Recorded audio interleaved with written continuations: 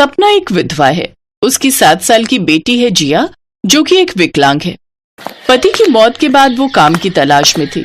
वो गांव के मुखिया के पास गई और बोली, मुखिया जी कुछ काम दे दीजिए, नहीं तो मैं और मेरी बच्ची भूखे मर जाएंगे। अब ठीक है, गांव में हनुमान जी का जो मंदिर है ना, उसमें तुम पंडित जी की मदद करना। मंदिर की साफ सफाई और पूजा का सारा सामान तैयार करना। उसके बदले में तुम्हें और तुम्हारी बेटी को 3 वक्त का खाना मिलेगा, साथ ही 1000 रुपए महीना। जी ठीक है। सपना अब रोज समय पर मंदिर पहुंचती और सारा काम करती।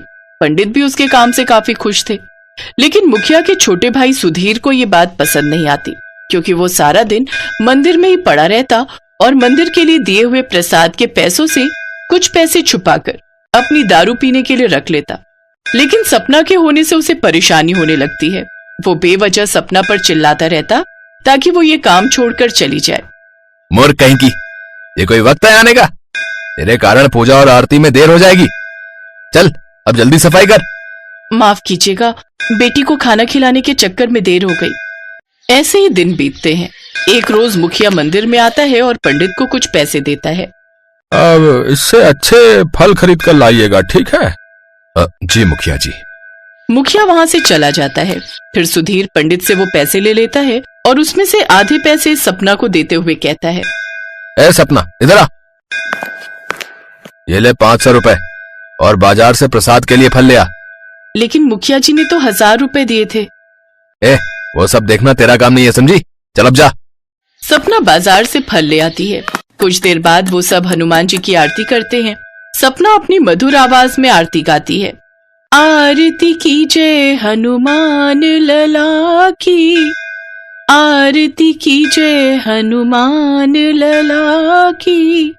उसकी आवाज सुनकर हनुमान जी देवलोक में बैठे सम्मोहित हो जाते हैं। वाह, कितनी मधुर आवाज है इस बहन की। आरती होने के बाद, अरे ये क्या बात हुई मुखिया जी, प्रसाद खत्म हो गया?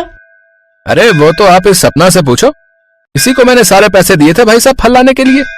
ये सुनकर तो मानो सपना के पैरों तले जमीन खिसक जाती है। आप झूठ क्यों बोल रहे हैं? मैं मुखिया का भाई हूँ, भला मैं क्यों झूठ बोलूंगा? ये औरत ही चोर है, इसी ने चोरी की है। सुधीर सपना को एक थप्पड़ मारता है।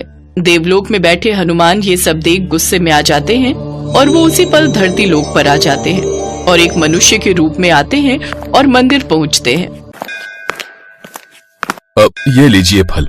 दरअसल इसने तो मुझे पूरे पैसे दिए थे, लेकिन मैंने ही लालच में आकर इसे कम फल दिए थे।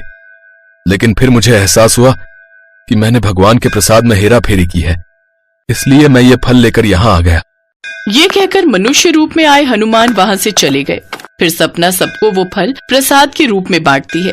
सपना भी घर आकर अपनी अपाहिज बेटी को वो फल खाने को देती है। ऐसे ही कुछ दिन बीत जाते हैं। एक रोज हनुमान जी की सोने की मूर्ति मंदिर से गायब हो जाती है। ये देख पंडित जोर जोर से चिल्लाने लगता है, अरे हनुमान जी की सोने की मूर्ति आखिर कहाँ गई? सोने की मूर्ति चोरी हो गई, मूर्ति चोरी हो गई। ये सुनकर सभी वहां आ जाते हैं। तभी सुधीर भी वहां आ जाता है और झूठ कहता है, अरे सपना ने ही चोरी की है मूर्ति। कल रात को मैंने इसे मंदिर के पास मंडराते हुए देखा था। सुधीर पुलिस को बुला लेता है। पुलिस सपना को गिरफ्तार करने ही वाली होती है कि इतने में वहां हनुमान जी अपनी कुछ वानर सेना के साथ मनुष्य रूप में मंदिर पहुंचते हैं। अब ये चोरी इन्होंने नहीं बल्कि हमने की है, हमें गिरफ्तार कर लीजिए। हमने चोरी कर तो ली, लेकिन हमें हमारी गलती का एहसास हो गया है, इसलिए हम वापस आ गए। ये लो आपकी मूर्ति। पुलिस उन सबको अरेस्ट कर लेती है। उधर सुधीर अपने घर आता है, जहां सोने की मूर्ति देख बहुत खुश होता है। इतने में सपना भी उसका पीछा करते हुए वहां आ जाती है। मैं जानती थी ये तेरा ही काम होगा। इतना कहते ही सुधीर दरवाजा बंद कर देता है और सपना के साथ जोर जबरदस्ती करने लगता है। ये देख जेल में बैठे हनुमान को क्रोध आ जाता है और वो अपने असली रूप में आकर जेल की सलाखों को अपने दोनों हाथों से तोड़ देते हैं और अपने वानरों समेत सुधीर के घर पहुंच जाते हैं। ये दृश्य देख सभी पुलिस वाले भी हैरान रह जाते हैं और वो भी हाथ जोड़कर उनके पीछे चल देते हैं। वहां पहुंचकर सभी वानर सुधीर पर टूट पड़ते हैं और उसे नोचने लगते हैं। अपने सामने हनुमान को देख सुधीर उनसे माफी मांगता है। तू मनुष्य के नाम पर कलंक है। तेरे मन में लोभ और गंदी नियत भरी पड़ी है। तूने एक निर्दोष को परेशान किया है। तेरे पापों का घड़ा भर चुका है। मुझे माफ कर दीजिए प्रभु, मुझसे गलती हो गई। तभी वहां पुलिस वाले भी आ जाते हैं। इसे गिरफ्तार कर लीजिए इंस्पेक्टर साहब, यही असली गुनहगार है। पुलिस वाले हाथ जोड़कर उनके सामने खड़े हो जाते हैं और हनुमान जी की सोने की मूर्ति को सुधीर के घर से उठा लेते हैं। साथ ही पुलिस सुधीर को जेल में पकड़कर ले जाती है। उधर हनुमान जी सपना से कहते हैं, सपना, तुम्हारा मन बहुत साफ है। तुम्हारी सच्ची भक्ति से मैं बहुत खुश हूं। अब तुम्हारे सारे दुख दूर हो जाएंगे। अब तुम्हें कभी किसी चीज की कमी नहीं होगी। साथ ही तुम्हारी बेटी के सारे कष्ट भी दूर हो जाएंगे। आपके दर्शन पाकर मैं धन्य हो गई प्रभु, मैं धन्य हो गई। उसके बाद से सपना को कभी किसी चीज की कमी नहीं हुई। अब वो दोनों माँ बेटी खुशी खुशी एक साथ रहने लगती हैं। एक बार की बात है, भगवान राम और देवी सीता बैकुंठ धाम में अपने राजमहल में बैठे वार्तालाप कर रहे थे। हनुमान जी भी वहीं बैठे थे।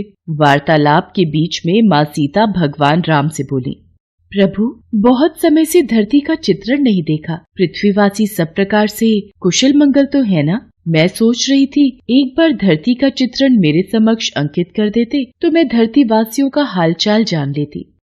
देवी सीता, आपको चिंतित होने की आवश्यकता नहीं है। मैं अभी आपको धरती का चित्र दिखाता हूँ।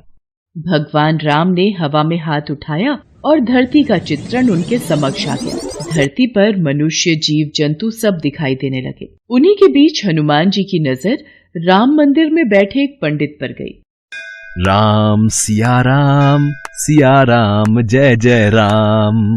राम सिया राम, जय जय राम। हे प्रभु, हनुमान जयंती उत्सव आने वाला है। इस बार भक्तों का चढ़ावा आ जाए तो मुखिया जी मुझे अच्छे पैसे दे देंगे, वरना भक्तों का चढ़ावा कम आता है तो मुखिया जी भी पैसे देने में बहाना करते हैं। किस सोच में डूबे हो पंडित जी? क्या विचार किया है? हनुमान जयंती पर ऐसा क्या प्रस्तुत करोगे ताकि भक्तों की भीड़ लगी रहे? देखो पंडित जी, अब ये कथा कीर्तन सुनने कोई नहीं आता। एक दो भक्तों से कितना चढ़ावा इकट्ठा हो जाएगा ये आप भी जानते हो। और अगर इस हनुमान जयंती पर ज्यादा चढ़ावा नहीं आया तो फिर मुझे कुछ और ही सोचना होगा। वैसे भी आपकी उम्र हो चली है, अब आप राम मंदिर की जिम्मेदारी नहीं संभाल पाओगे। मुखिया जी, ऐसा न कहिए। गांव में राम मंदिर की पूजा करते हुए मुझे कई वर्ष बीत गए हैं और इसी मंदिर के कार्यभार के सहारे मेरा परिवार चलता है। लक्ष्मी बिटिया की शादी की बात पक्की कर दी है। अचानक ये मंदिर का कार्य छूट गया तो लक्ष्मी की शादी कैसे कर पाऊंगा? ठीक है, फिर हनुमान जयंती उत्सव आने तक ऐसी रौनक लगाना कि भक्तों की भीड़ दिन रात राम मंदिर में आती रहे। मंदिर में हनुमान जी की सोने की मूर्ति लगवानी है। इसके अलावा जितना चढ़ावा आएगा कार्य उतनी जल्दी संपन्न होगा। हे बजरंगबली, अब मैं क्या करूं कि राम मंदिर में भक्तों की भारी भीड़ उमड़ पड़े। हनुमान जयंती को तो अब आप ही कुछ कीजिए, मेरी सहायता कीजिए बजरंगबली। प्रभु, मुझे लगता है पुत्र हनुमान को सहायता के लिए जाना चाहिए। सीते, हम भी हनुमान को यही कहने वाले थे। पवन पुत्र, तुम इसी समय धरती लोक पर जाओ और पंडित जी की सहायता करो। उन्होंने तुम्हें सच्चे हृदय से पुकारा है। ठीक है प्रभु, मैं इसी समय धरती लोक पर पहुंच जाता हूँ। हनुमान, तुम्हें साधारण मनुष्य की भांति ही पंडित जी की सहायता करनी होगी और आवश्यकता पड़ने पर ही अपनी शक्तियों का उपयोग करना। श्री राम और माता सीता की आज्ञा पाकर हनुमान जी मनुष्य रूप में धरती लोक में पंडित जी के पास पहुँचे। जय श्री राम पंडित जी, मैं बड़ी दूर से आया हूँ। क्या कोई काम मिलेगा? आपकी अति कृपा होगी। काम? इस मंदिर में तुम्हें काम तो दे दूं, पर मेरे पास इतनी धनराशि नहीं कि तुम्हें तनख्वाह दे सकूं। पंडित जी, काम के बदले में आप मुझे रोजाना मंदिर के चढ़ावे के फल खाने को दे दिया करना। मेरे लिए वही काफी है। इसे काम पर रख लेता हूँ। मंदिर के कार्य में मेरी सहायता करेगा तो मुझे भी सहारा मिलेगा। अब ठीक है, तुम आज से ही मंदिर की साफ सफाई और पूजा की व्यवस्था का कार्य कर दिया करना। हनुमान जी मंदिर का सारा कार्यभार संभालने लगे। पंडित जी बदले में हनुमान जी को भगवान राम के प्रसाद में चढ़े फल खाने को दे दिया करते। हनुमान जी के आ जाने से पंडित जी को भी सहारा हो गया था। एक सुबह जब पंडित जी कथा कर रहे थे, हनुमान जी अपने असली रूप में आ जाते हैं और मंदिर में भजन गाते हुए नृत्य करने लगते हैं। आते जाते भक्तों की भीड़ लगनी शुरू हो जाती है। भक्त मंदिर में चढ़ावा चढ़ाकर और आशीर्वाद लेकर हनुमान जी के भजन और कीर्तन नृत्य का आनंद ले रहे थे। ये सदानंद बजरंग बली की वेशभूषा पहनकर कितनी सुंदर झांकी प्रस्तुत कर रहा है। भक्त भी सदानंद को हनुमान जी के रूप में देखकर खुश हो रहे हैं। अब तो हनुमान जी पंडित जी के साथ मंदिर में अपने असली रूप में भजन कीर्तन करते और भक्त झांकी को देखकर खूब आनंद लेते। धीरे धीरे मंदिर में भक्तों की भीड़ लगने लगी और हनुमान जयंती उत्सव आते तक मंदिर में बहुत मात्रा में चढ़ावा आ गया। अरे वाह पंडित जी, इस बार तो कमाल हो गया। इस बार तो मंदिर में अच्छा चढ़ावा चढ़ा है। अब मंदिर की मूर्ति की स्थापना भी हो जाएगी। मुखिया जी, ये सब कार्य सदानंद के कारण परिपूर्ण हुआ। सदानंद ने हनुमान जी की वेशभूषा पहनकर मंदिर में बहुत ही सुंदर नृत्य और भजनों से भक्तों के बीच रौनक लगाई। फिर तो बहुत अच्छी बात है सदानंद, इस हनुमान जयंती पर महाकीर्तन में ऐसी ही वेशभूषा में कार्यक्रम प्रस्तुत करना। हनुमान जयंती उत्सव का दिन आ गया। हनुमान जी खूब नृत्य कर रहे थे। तभी आओ वीर सिंह, सुमित्रा, अच्छा हुआ आज तुमने वीर सिंह को भी उत्सव का न्योता दे दिया। पंडित जी, ये मेरा साला है। हनुमान जी की सोने की मूर्ति स्थापना में आज इसके भी शुभ हाथ लग जाएंगे। जीजा जी, हनुमान मूर्ति तो काफी भारी बनवाई है, बड़ी महंगी रही होगी। साले साहब, ये मूर्ति मंदिर के चढ़ावे में आए पैसों से बनी है। ये मंदिर की अमानत है, काफी पहुंचे हुए सुनार ने बनाई है। आओ स्थापना करते हैं। राम मंदिर में हनुमान जी की सोने की मूर्ति स्थापित हो जाती है और खूब धूमधाम से हनुमान जयंती का उत्सव होता है। पर अगले दिन, हे राम, हनुमान जी की मूर्ति कहाँ गई? मंदिर से मूर्ति चोरी हो गई। जीजा जी, हो ना हो, यह हनुमान जी की सोने की मूर्ति पंडित जी ने ही चुराई है और उनकी बेटी का ब्याह है और उन्हें पैसों की जरूरत है। तुम ठीक कह रहे हो वीर सिंह। पंडित जी को जब पुलिस पकड़ कर ले जाएगी तभी वो सच बोलेंगे। ऐसे उनके मुंह से सच नहीं निकलेगा। पुलिस को बुलाओ, पंडित को गिरफ्तार करेगी। इंस्पेक्टर साहब, असली चोर पंडित जी नहीं, मैंने ही मंदिर से मूर्ति चोरी की है। आप मुझे गिरफ्तार कीजिए, पंडित जी को नहीं। अरे सदानंद, तू ये क्या कह रहा है? तू ये सब क्यों कह रहा है? तू ये सब क्यों कर रहा है? इस चोर ने अपना गुनाह खुद ही कबूल कर लिया है। अरे गिरफ्तार कर लो इसे। इसे कड़ी से कड़ी सजा देना इंस्पेक्टर साहब। इसने चोरी की है, वो भी हनुमान की मूर्ति की। अच्छा हुआ चोरी का इल्जाम उस सदानंद पर आ गया। अब मैं इस मूर्ति को बेचकर ढेरों पैसा कमाऊंगा। अरे कौन है? कौन है? अरे ये कौन मुझे थप्पड़ मार रहा है? कोई सामने क्यों नहीं आता? मैं सदानंद के रूप में हनुमान हूँ जिसे तूने गिरफ्तार करवाया। पुलिस के सामने तुझे सच बोलना होगा कि असली गुनाहगार तू है। तूने मूर्ति चुराई है और तू उसे बेचने वाला है। मत मारो, मत मारो, मैं पुलिस को सब सच बता दूंगा। मेरे मन में लालच आ गया था, मुझे छोड़ दो। वीर सिंह भागता हुआ पुलिस थाने पहुंचता है। इंस्पेक्टर साहब, मुझे बचाओ। सदानंद मतलब हनुमान जी मुझे पीट रहे हैं। मैं अपना गुनाह कबूल करता हूँ। मैंने ही हनुमान जी की मूर्ति चुराई है। वो तो बात सही है, पर तेरा दिमाग खराब हो गया है के? हैं? सदानंद तो सामने देख, जेल में बैठा है। वो तेरे पास कैसे आ सकता है? नहीं इंस्पेक्टर साहब, वो मेरे पीछे ही खड़ा है। वो मुझे पीट रहा है। मुझे जल्दी से जेल में बंद कर दो। मैंने अपना गुनाह कबूल कर लिया है। इतनी देर में पंडित जी और मुखिया भी गांव के सभी लोगों के साथ पुलिस स्टेशन पहुंचते हैं। इंस्पेक्टर साहब, सदानंद ने कोई चोरी नहीं की, इसे छोड़ दीजिए। वीर सिंह अपना गुनाह कबूल कर लेता है। सदानंद यानी हनुमान जी को पुलिस छोड़ देती है। तभी वहाँ भगवान राम और माता सीता प्रकट होते हैं। हनुमान, अब तुम अपने असली रूप में आओ और अपने भक्तों को दर्शन दो। जो आज्ञा प्रभु। जय श्री राम। सदानंद, साक्षात हनुमान। हे बजरंग बली, आप मेरे साथ इतने दिन तक रहे और मैं आपको पहचान नहीं सका। आपने मेरी इतनी सहायता की। पंडित जी, जहाँ भगवान राम की कथा होती है वहाँ हनुमान जरूर होते हैं। आपने मुझे सच्चे हृदय से याद किया था तो भला मैं कैसे न आता। देखना, अब आपके जीवन के सारे दुख दूर हो जाएंगे। पंडित जी की आंखों में आंसू आ जाते हैं। पंडित जी और मुखिया जी समेत सभी गांव वाले हनुमान जी को सिर झुकाकर प्रणाम करते हैं। उस दिन के बाद मुखिया पंडित जी को कभी भी मंदिर से जाने के लिए नहीं कहता। हनुमान जी की कृपा से पंडित जी के जीवन में खुशियां आ जाती हैं और वो अपनी बेटी लक्ष्मी की शादी धूमधाम से कर देते हैं।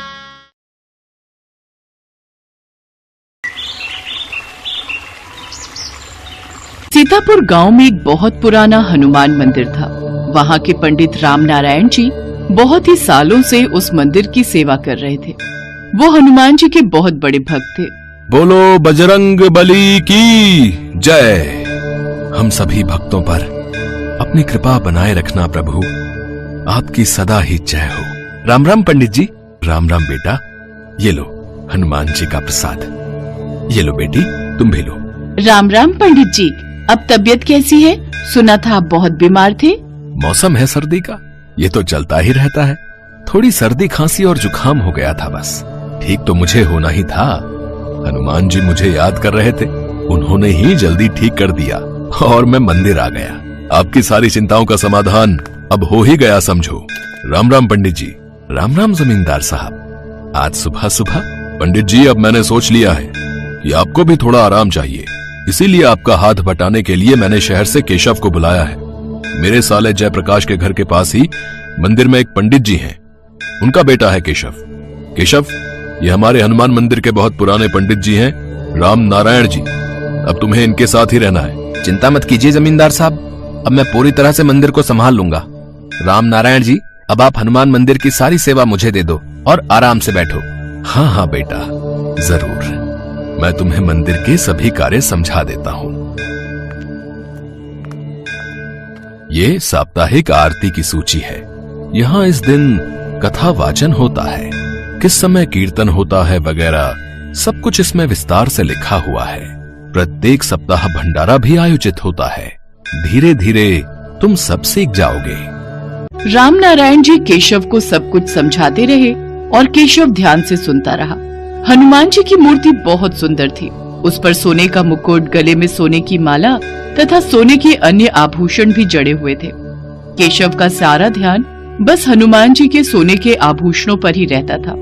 उसके मन में सोने के आभूषण देखकर लालच उत्पन्न हो गया और वो आभूषण चुराने के लिए योजना बनाने लगा। ऐसा क्या करूं जिससे सांप भी मर जाए और लाठी भी ना टूटे? मुझे तो हनुमान जी की इस मूर्ति से आभूषण चुराने ही होंगे। बहुत महंगे आभूषणों से श्रृंगार किया हुआ है। बस मौका देखते ही ये आभूषण मुझे अपने कब्जे में ले ले। बस ऐसे ही रोजाना राम नारायण जी देर से मंदिर आए, फिर मेरे पास अच्छा मौका रहेगा। राम राम पंडित जी। पंडित राम नारायण जी नहीं आए क्या? हाँ, वो आजकल मैं मंदिर की काफी चीजें संभाल लेता हूँ ना, इसीलिए वो देर से आते हैं। कुछ काम था? हाँ, वो उन्होंने हवन की सामग्री लिखवाने के लिए बोला था। अच्छा अच्छा, कोई बात नहीं, मैं लिख देता हूँ। केशव हवन की सामग्री लिख देता है। शुक्रिया पंडित जी, बहुत बहुत धन्यवाद। खाली धन्यवाद से काम नहीं चलेगा। कुछ दान दक्षिणा तो दो। मैंने इतना समय लगाकर सामग्री लिखी है, कम से कम 501 रुपया लूंगा। पर मेरे पास इतने पैसे नहीं हैं। पंडित जी ने तो कभी मेरे से इतने पैसे नहीं मांगे। अरे पंडित जी अब बूढ़े हो गए हैं, उन्हें क्या समझ कि कैसे काम चलाना है? हमें भी तो खर्चा पानी निकालना होता है। लाइए, दीजिए, दक्षिणा दीजिए। तभी पंडित राम नारायण आ जाते हैं और वो केशव को ऐसा करता देख लेते हैं। केशव, ये क्या कर रहे हो? ये ठीक नहीं। मंदिर में आज तक इस तरह से बेमतलब दान दक्षिणा कोई नहीं लेता, और अभी तो हमने हवन किया भी नहीं है, तो फिर किस बात के पैसे तुम दे रहे हो? जब हवन हो जाएगा उसके पश्चात ही हम दक्षिणा लेंगे। अभी इससे पहले कुछ नहीं, और वो भी इनके सामर्थ्य के अनुसार लेंगे। राम राम पंडित जी, बहुत बहुत धन्यवाद। मैं चलता हूँ। भक्त वहाँ से चला जाता है। केशव मन ही मन ईर्ष्या से भर जाता है और अब तो उसने ठान ही लिया था कि वो पंडित राम नारायण को रास्ते से हटा कर रहेगा। मुझे पंडित राम नारायण का कुछ करना ही होगा, वरना ये तो मुझे कुछ कमाने ही नहीं देगा। और फिर मुझे मंदिर के आभूषण चुराकर इनका पत्ता भी यहाँ से साफ करना है। मुझे ये काम जल्दी ही करना होगा। केशव हनुमान जी का मुकुट और बाकी के आभूषण चुराने के बारे में सोच चुका था। पंडित जी, आपकी तबीयत भी ठीक नहीं रहती। एक काम करता हूँ, शाम को मंदिर के द्वार ढकने की जिम्मेदारी मैं ले लेता हूँ। आप समय से घर चले जाया करो, वैसे भी सर्दी का मौसम हो रहा है।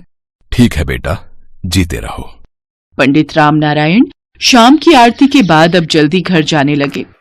पीछे से केशव मौका तलाशने लगा और एक दिन उसे मौका मिल ही गया और वो हनुमान जी के मंदिर से आभूषण की चोरी करके वहां से भागने लगा। अरे अरे कौन है? कौन है? छोड़ो मुझे, कौन है? केशव जैसे ही पीछे मुड़कर देखता है, साक्षात महावीर हनुमान उसके पीछे खड़े थे। अरे मेरा मुकुट और मेरे आभूषण चुराकर कहां भाग रहा है? तुझे ऐसे थोड़ी जाने दूंगा। ला, मेरे आभूषण वापस कर। अरे अरे तुम तो ऐसी वेशभूषा में हो जैसे सचमुच के हनुमान जी हो। मैं तुमसे डरने वाला नहीं हूं, बताओ तुम्हें। मूर्ख, तू मुझे पहचान नहीं पा रहा है लगता है। तुझे अपनी शक्ति दिखानी ही होगी, तभी तो यकीन करेगा। अरे छोड़ो छोड़ो मुझे। अरे मुझे हवा में क्यों घुमा रहे हो? अरे छोड़ो। अरे अरे अरे मुझे बचाओ बचाओ। केशव चिल्लाने लगता है।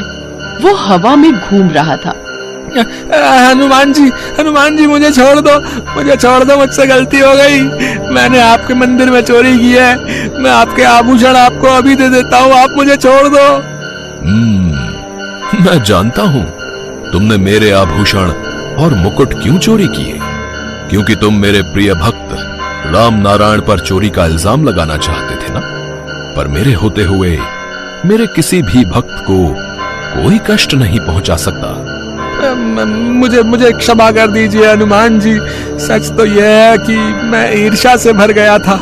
मुझे ज्यादा धन कमाना था, इसीलिए मैं राम नारायण जी को मंदिर से हटाकर खुद वहां रहना चाहता था। इसीलिए मैंने आपके मंदिर में चोरी की। मुझसे बहुत बड़ी भूल हो गई हनुमान जी, मुझे क्षमा कर दो। मैं अब से ऐसी गलती कभी नहीं करूंगा। पूरी श्रद्धा और भक्ति के साथ आपकी पूजा और भक्ति करूंगा। सबसे प्रेम से रहूंगा और कोई बेईमानी नहीं करूंगा। ठीक है, मैं तुम्हें क्षमा कर रहा हूं। जाओ, ये मुकुट और आभूषण मंदिर में वापस रख दो और अपने कार्य को पूरी ईमानदारी से करो। केशव हाथ जोड़े खड़ा था। हनुमान जी वहां से अंतर्ध्यान हो जाते हैं। केशव की आंखों में पश्चाताप के आंसू थे। वो मंदिर में वापस जाता है और फिर से हनुमान जी को मुकुट और सारे आभूषण वापस पहना देता है। कहते हैं कभी कभी जब भक्त राह भटकने लगते हैं तो भगवान को उन्हें सीधे रास्ते पर लाने के लिए धरती पर आना ही पड़ता है। केशव को सबक मिल गया।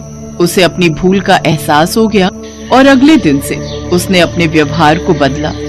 वो भी पंडित राम नारायण की तरह मंदिर में पूरी श्रद्धा भावना से हनुमान जी की पूजा और भक्ति करने लगा।